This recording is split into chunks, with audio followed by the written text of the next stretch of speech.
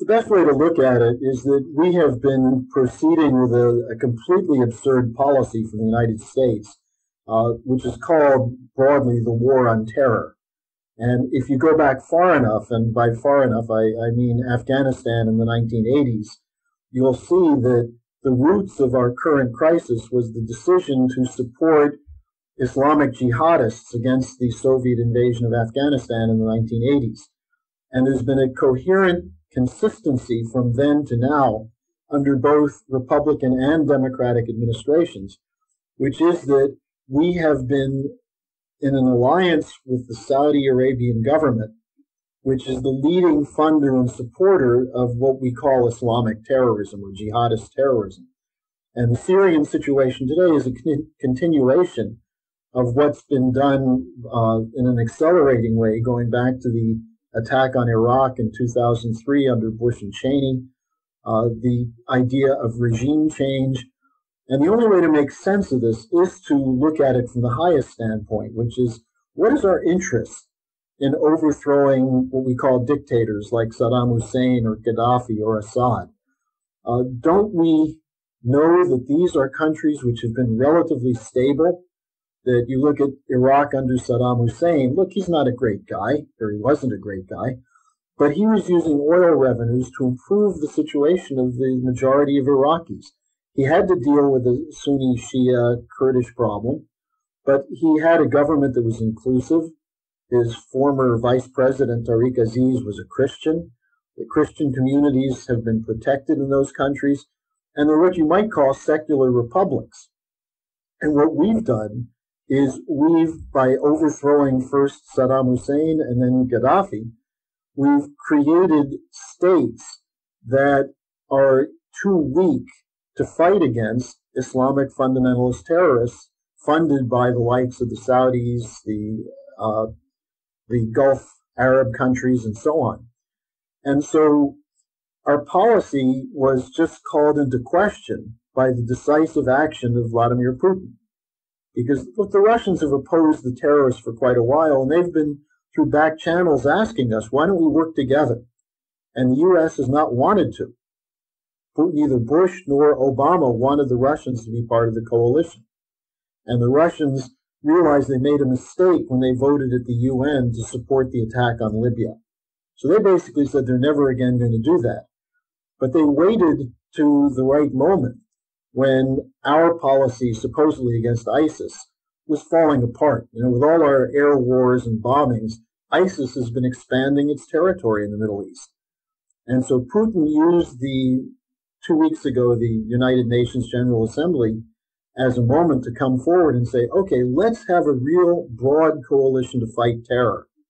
And what's the U.S. response, the Obama response? No, we don't want you in there. You're just trying to prop up a dictator. And what Putin said is that the real defining moment for this was the refugee crisis in Europe, where the Europeans are being overrun by refugees from the region of Iraq, Syria, Afghanistan, and so on. And so what Obama's narrative is that it's Assad that created the refugee crisis. And Putin at the UN pointed out that there was no refugee crisis before the civil war to overthrow Assad. And so this is now shaking the U.S. coalition, the U.S. alliance, plus the fact that the Russians, because they're working with the Syrian government, have the on-the-ground intelligence to hit precisely where the enemy is centered, whereas we've had hit and miss. By we, again, I mean Obama and the United States. So then it brings up all these other questions. Well, what are the collateral side of the war on terror? The NSA, the security state in the United States, and the protection of a financial system which is on the verge of bankruptcy. So I think what Putin did by making this decisive move into Syria was to call into question the entire narrative that's been dominating our policy for more than a decade, in fact, 3 decades. And it creates an opening for those of us who are serious about real economic development and real cooperation. We now have that opening. with Russia and China instead of a confrontational approach. So that's my view of the broader picture. So, I mean, for the last year or so, the U.S., Obama, they've been bombing the Islamic State. And like you said, Islamic State has been expanding in Syria, and we've bombed 6,000 plus times. And we see in the last, couple of days, Russia really has been hitting the real Islamic State targets. And at this point, I mean, the world is looking at this saying, okay, this doesn't make sense. The U.S. on one hand spent a year and nothing happened. And in a couple of days, Russia came in and, they're able to kind of push back the Islamic State. We hear a lot of them are retreating. And I think the world is waking up right now. And at this point, what does the United States do at this time? Here's an interesting thing to think about. We have from LaRouche PAC and the Executive Intelligence Review a lot of contact with people, retired and current active duty military, as well as intelligence and diplomatic corps. And when Putin announced he was going in, there were many of them who were happy because they wanted to see a real war on terror. And they knew that what we were doing was not targeting the terrorist network. What we were doing was creating a condition for permanent warfare. And so that's where the shift is occurring, even in U.S. institutions. To go back to your point about the success of the apparent success of the Russian initiative in the last few days, it's obvious if you're trying to fight terrorists who are trying to overthrow a government, and you decide at the same time to overthrow that government, it can't possibly succeed. And people who knew something about it knew that this was crazy. And you had people like Petraeus or John McCain who say the problem is we didn't go aggressively enough to overthrow Assad. Well, serious military people realize if you get rid of the Syrian government, you're going to have the black flag of ISIS flying over Damascus and soon after that over Beirut. So anyone who's serious about fighting terrorism knew that our strategy was no damn good. The question is why? I think this gets to the deeper point as opposed to just pointing fingers. Is it military problem? Is it intelligence? Is it the president? It's the intent of the policy to destroy sovereign nation states that actually were functioning on behalf of tribal entities such as Saudi Arabia, which are just part of the global corporate structure, in the case of the Saudis, oil and banking. And so it does enable us to have a certain amount of clarity. What you've been trying to do with your reporting, what we've been doing with LaRouche PAC, it brings clarity to what we've been saying, which is that this is not just a military blunder. There's something more profound behind it. And this gives us the opportunity to look at it and to evaluate it and to change it. And what we're seeing, the most interesting thing that I've seen in the last weeks, is the shift going on in Germany that initially was the result of the refugee crisis. They had to deal with that problem. But the Germans have been the lapdogs of the British and NATO and the U.S. when it comes to Ukraine, sanctions against Russia, opposition to Assad. And all of a sudden, Merkel is now saying the Germans support what the Russians are doing, that we don't need to deal with the Assad question now. Let's deal with the terrorism first. And then secondly, they're putting more pressure on Ukraine to live up to the Minsk Accord, which is a de facto support of the Russian position, which is that the Russians are saying the problem all along has been the Poroshenko regime, which was the result of a regime change operation by the United States and NATO in Kiev. So the clarity that's come about creates this opportunity for the Germans to move, for other European countries to move, and to recognize that it's a multipolar world. It's no longer just a dollar world. And this creates the potential to deal with the ongoing sore of the U.S. financial system, which is a bubble waiting to pop. So at this point, I mean, we hear the administration, they keep saying that, we're not going to share intelligence with Russia. We're not going to work with them.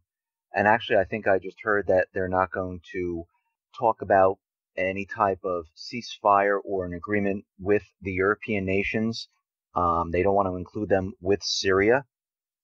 And at this time, it does seem like the United States government is backed into a corner right now. And it seems like they're trying to figure out all different ways to blame Russia for what's happening in Syria, where they're hitting the Free Syrian Army. Oh, they're really making the Islamic State stronger. I mean, what can the U.S. do at this point to continue on with this? I mean, are they just going to back out, or are they going to do something maybe like a false flag or something in that type of realm? The danger is that as long as Obama is in the White House, we're going to continue a policy which is going to be a disaster. And we have for a long time called for the removal of Obama for the violation in Libya of the War Powers Act and the Constitution. He committed U.S. military force to destroy a nation which was not involved in any kind of conflict or aggression against us. And he was allowed to do that by the Congress. He's trying to do that again with the Syrian situation. And he's desperate to keep this under control. I mean, look, on the arguments on the surface are just completely absurd. When Obama says, well, the Russians are hitting civilians. Well, so far, there's not been any honest reporting as to whether or not that's happening. But we just blew up a hospital in Kunduz of the Doctors Without Borders in Afghanistan. We just facilitated a Saudi attack which killed over 100 people at a wedding party in Yemen. The drone strikes have repeatedly hit civilians, so our hands are not clean on that one. In terms of the idea of the Free Syrian Army, there's a group of the Free Syrian Army which today said they welcome the Russian intervention and they're in talks with the Russians.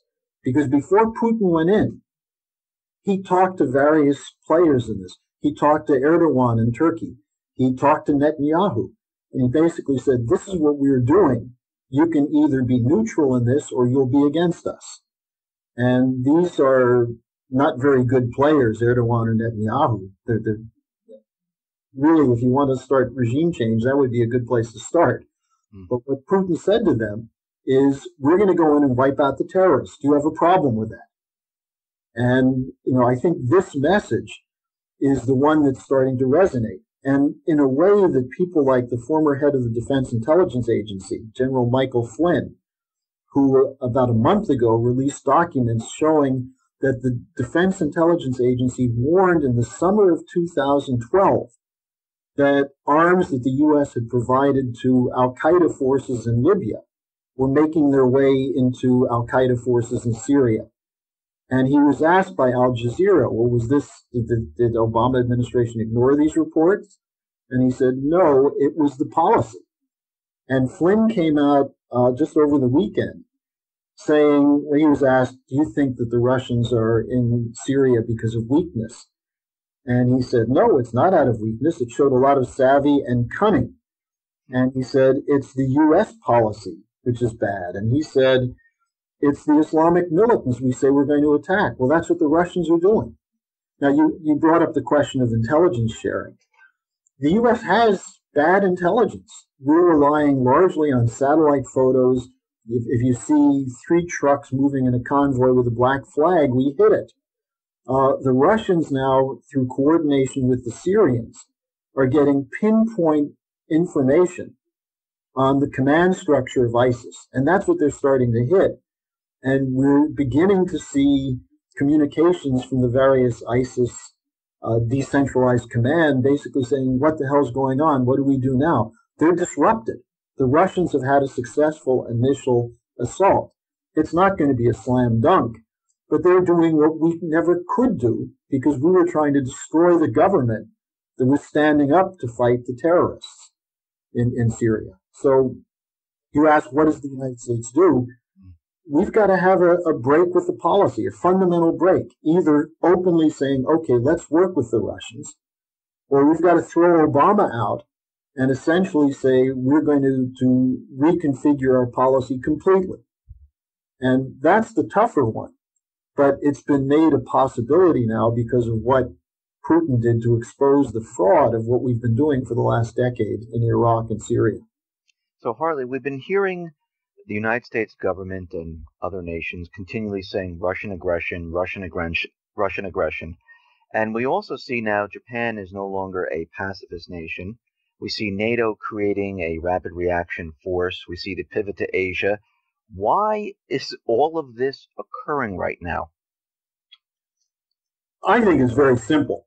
The transatlantic financial system has not only not recovered from the 2008 crash, we're in much weaker shape financially because we've used the so-called big bazooka, 0% interest rates for the last couple of years. We've flooded banks and the banking system with liquidity, but we did nothing to address the underlying insolvency of that system, which you could have done in 2008 had Obama not just been another protector of the too big to fail banking system. So as a result, we have the Euro system, which is in chaos. You know, they report, well, they had slightly higher than 0% growth the last quarter, so that's a sign of recovery. It's not a sign of recovery. There's no money going into the real economy.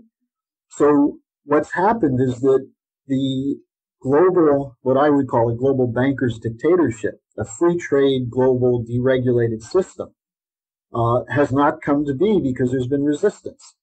We've accepted it in the United States and they've accepted it in Europe, but the Russians refuse. You know, there was a whole fight before Ukraine to get the Russians to accept an open banking system. And of course, the Russians remember the 1990s when, after the fall of communism, Yeltsin brought in Larry Summers' Harvard Mafia and Wall Street and London bankers. And what did they do? They deindustrialized the country. They looted it. They took over the raw materials. Putin came in and said, we're not going to do that. We don't want a few wealthy people. We want an economy that functions. The Chinese have been undergoing dramatic change in their economy, which has lifted a 250 million people out of poverty in a decade. Now, they have some structural problems they have to deal with, but those two countries were asked to chip in to help bail out the euro and help bail out the Western financial system. And Putin's comment was really funny on this. He said, why should we eat someone else's spoiled food? All it will do is give us indigestion. And so what happens? You have the Ukraine situation blow up. Now, Ukraine was, we had guaranteed after the fall of the Warsaw Pact, the Soviet Union, that Ukraine would be neutral. Instead, there was an effort to bring Ukraine into the EU, and the democratically elected government of Ukraine under Yanukovych said, why would we want to do to our country what you've been doing to Greece and other countries? IMF austerity, destruction of our economy in order to help us pay off a loan. So Putin came in and said, we'll give you $15 billion to keep you current. So Yanukovych went with Russia. And the U.S. neocons, the non-governmental organizations, did the equivalent of an Arab Spring in Kiev, backed up by the militia of neo-Nazi forces who trace their heritage back to the Ukrainians who joined the Nazi SS in the 1940s. So, of course, the Russians reacted to that. The World War II is still a very profound memory for Russia. And in Ukraine, people remember that Ukrainians allied with Stefan Bandera joined the Ukrainian SS to kill ethnic Romanians, Russians, Ukrainian Jews, Poles, and others. And so that's the origin of the Ukraine crisis. The U.S. used it as a further encroachment on Russia. And now, as you mentioned, we're seeing today, the language that's being used sounds as though Russian troops are poised to invade Lithuania, Latvia, and Estonia. Mm-hmm. If Putin wanted to take those countries over, do you really think Paris and Berlin would risk a nuclear war to defend Latvia, Lithuania, or Estonia? Putin knows that, but he also knows that Russia doesn't need more economic basket cases on its books. So we had the Ukrainian situation and then the Asian pivot. And as you mentioned, the Japanese rearmament We had the fiasco over the Asian Infrastructure Investment Bank when the Chinese said, why don't you join with us instead of your fraudulent Trans-Pacific Partnership Free Trade Agreement? Join us in a real investment in the countries of Asia. And the Europeans joined it, and the Obama administration went nuts. And now we're standing there with egg on our face because they're starting to make loans, and we're sticking to the IMF World Bank system, which is impoverishing those nations. So every single step of the way, there's something that's been consistent. It's not, at a certain point, Dave, you have to ask yourself, are they such simpletons and morons that they make the same mistake over and over and over again? Or is there a systemic intent behind it? And what's being exposed now is the systemic intent behind the Wall Street City of London financial system. And much of the world is now beginning to realize that you can reject that and still have a chance of surviving.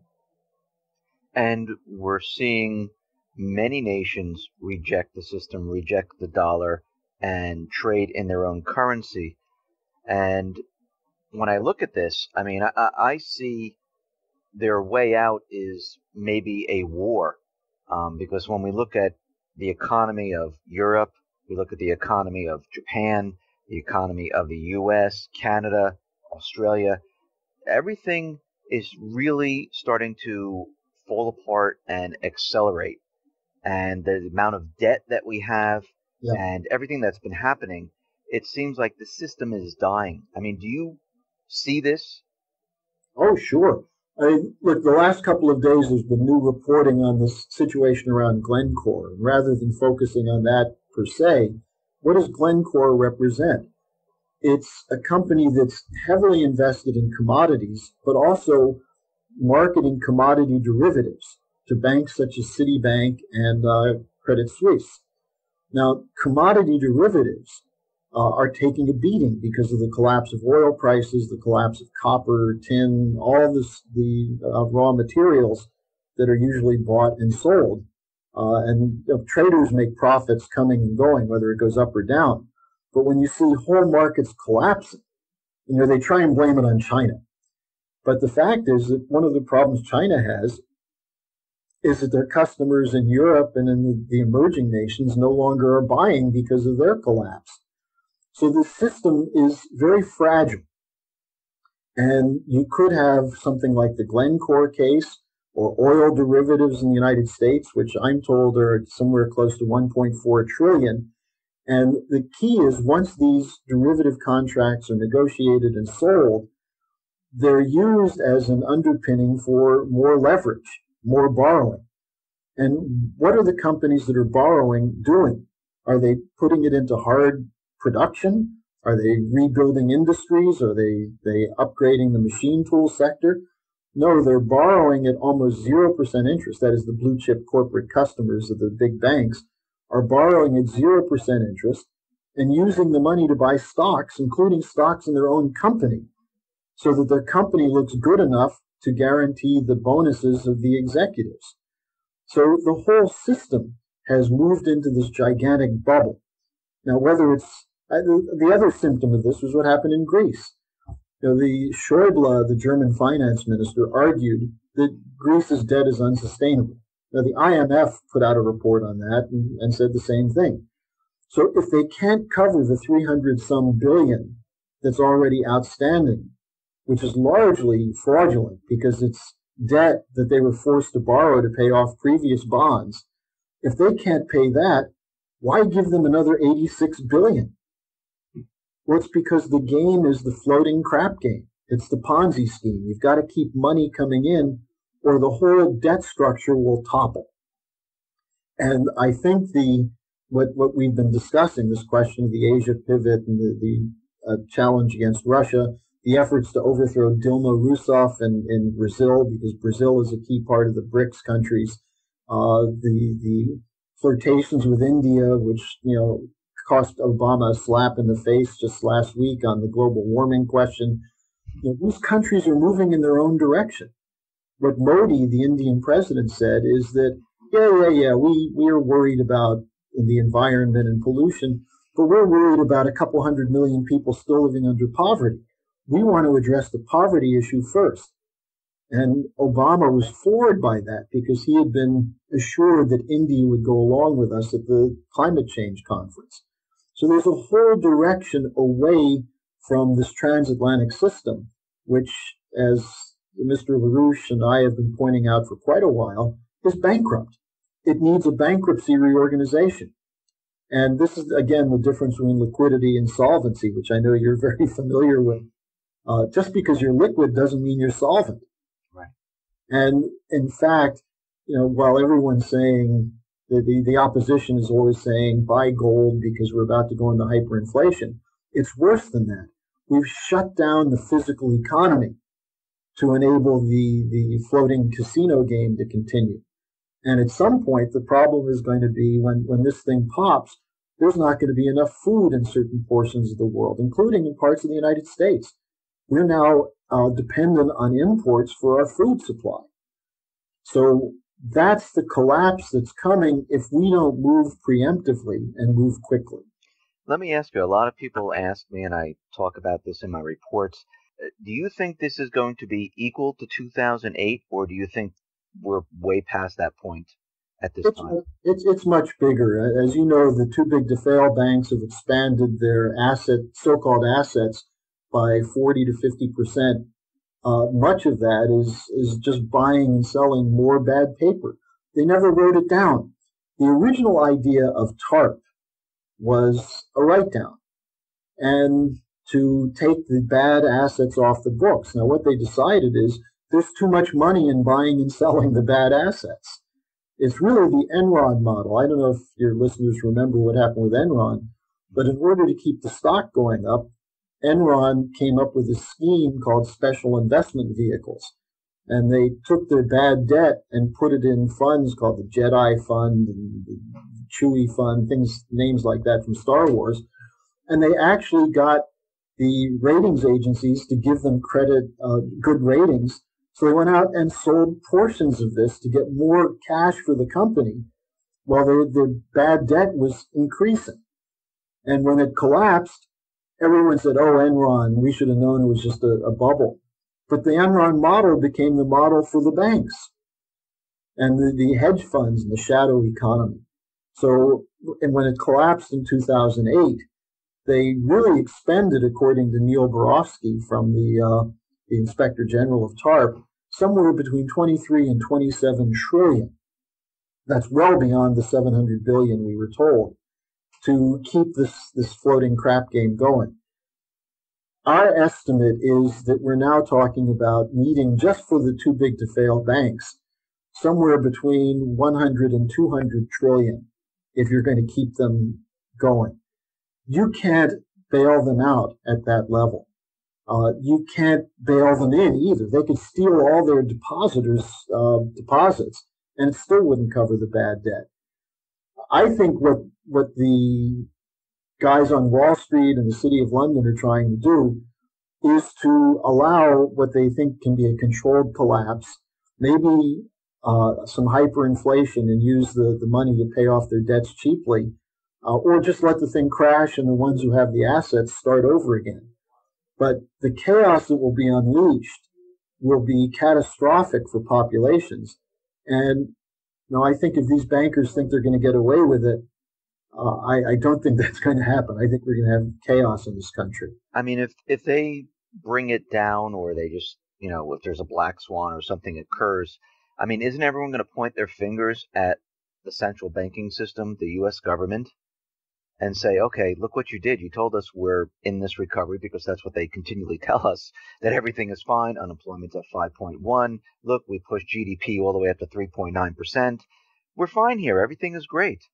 And if this thing comes down and everyone is running around, getting laid off, there's no food on the shelves, people, there might be riots, aren't they going to all turn towards the government and the Fed and say, okay, this is you. You did all of this. And will they let this happen that way? Well, I think the people who run the Fed and the central banks ought to take a lesson from Erich Honecker, the former dictator of East Germany, who a week before his government fell spoke of how everything was rosy. We're going to have 1,000 years of socialism in East Germany. And 2 weeks later, he was in a hospital in Chile and his government collapsed. Now, in Germany, it was a peaceful reunification. In this country, with the underlying violence and racial problems and poverty problems, it will get very ugly. Now, this brings me back to one of the other points you raised earlier, a false flag. If I were Obama and wanted to change the subject, I would look and see that shootings such as what happened at the community college in Oregon last week, that distracts attention for a day or two. But go back to what Bush and Cheney did. 9/11 for them was an excuse to change the subject for the next several years. And in January 2001, when we saw what Bush was planning with the economy, when he first came in office, LaRouche did a webcast and he said, within a year, the Bush administration will need a Reichstag fire type event to carry out the changes they want to carry out economically. And that's what happened. And you remember, after 9/11, what did Bush say we should do for the economy? Go out and spend money. It was to feed into the consumer hysteria so that we no longer are an economy of physical production, of machine tools, of technological and scientific innovation, except in computers. And instead, we're a nation of hysterical consumers trying to ease our pain with some new gadget or gizmo. And I think that's where the problem is, that people aren't thinking. And I'm very happy to see programs like yours and some of the other alternative media attracting more and more listeners, because people are looking for solutions. Now, some of it is self-consoling. We can't do anything, they're too big. But I would say to people who say that, grow up. Don't wait for someone to ride in on a white horse, whether it's a Trump or someone like that. They're part of the same system. We need to have an active, educated, thoughtful citizenry if we're going to save this country. And we have to start with a couple of simple measures. One is either remove Obama or take his hands off the nuclear button. And there are ways that can be done. Secondly, go with a Glass-Steagall policy, which will immediately separate the investment banking portion with all its funny money from the depository institutions. And we can say to banks like JP Morgan Chase, Citicorp, and so on, you have to choose. If you're going to remain an investment bank, essentially, then you have no protection, none whatsoever. If you wish to become a commercial bank, a depository institution, we'll protect you under the existing FDIC policy, but you're going to have to start writing down your debt. And a mark-to-market approach will pretty much wipe out that bubble. You can give them 5 to 10 years even. And then the other side of it is some of these guys should go to prison because they've conducted scam operations for years, and they've been let off the hook by the Holder, Loretta Lynch approach, which is that because the systemic institutions are so weak, we can't prosecute them for crimes. Absolutely ridiculous. I mean, I would take this one step further. I would say that we need to start looking at the central banking system, where it's not part of our governmental system. It's actually separate and apart, and it's a private entity. Exactly. I mean, I don't think we really need this. I mean, I don't see a benefit anywhere. I mean, anybody can create money out of thin air. Doesn't really do anything. I mean, it's either, printing or pushing a button. And you're absolutely right, Dave. The heart of this problem is that we turned over our government financing to private banks through the Federal Reserve. And so instead of direct issuing of credit through the Treasury, which is what Alexander Hamilton did when the nation had to have production to get out from under the Revolutionary War debt, what Lincoln did with the greenback policy, what Kennedy was moving towards with going back to Treasury notes, that's the way out of this. We don't need private central banks. And, I think people say, well, you want a big infrastructure investment. Where's the money going to come from? Well, where did the $23 trillion come from to bail out the banks? The question that Hamilton posed at the time of the founding of the nation, when George Washington entrusted him with the position of Treasury Secretary. Hamilton said, never take on a debt without the means to extinguish it. And he established a national bank that, under the authorization of the Treasury from the advice of the President and the Congress, we issued credit through the Treasury to the banks, as they existed at the time, to fund the infrastructure projects, whether it was canals, ports, bridges. Lincoln did the same thing with the rail system. So when you spend money in those kinds of areas, it's not make work. It's not government spending for the sake of building up a government. Infrastructure facilitates and cheapens every cost of production for the whole economy. And haven't we learned that lesson? Now, that's what the Russians and the Chinese and the BRICS countries are starting to do now, excuse me, with their new development bank. They're making credit available using their future resources, using their existing cash in terms of China, to invest in those areas of an economy which will increase productivity without the imposition of private banks that need to take money off the top. It's just, it makes so much sense, but people seem to think the Federal Reserve was created by God on the eighth day. Right. So for the last question, where do you think we're headed right now with everything that's been going on, to sum all this up?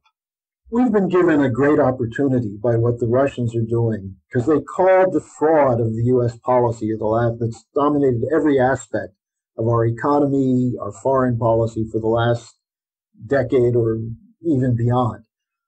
It's up to the American people to do something. If we don't, we will minimally face an economic collapse and or war, which could become nuclear war, because the Russians aren't going to back down.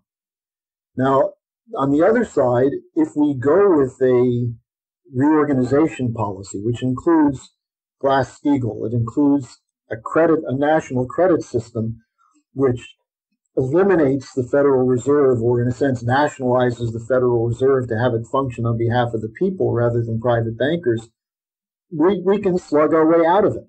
And then we would have partnerships with China, with Russia, with the European countries who need to break with us also. They're being destroyed by this policy.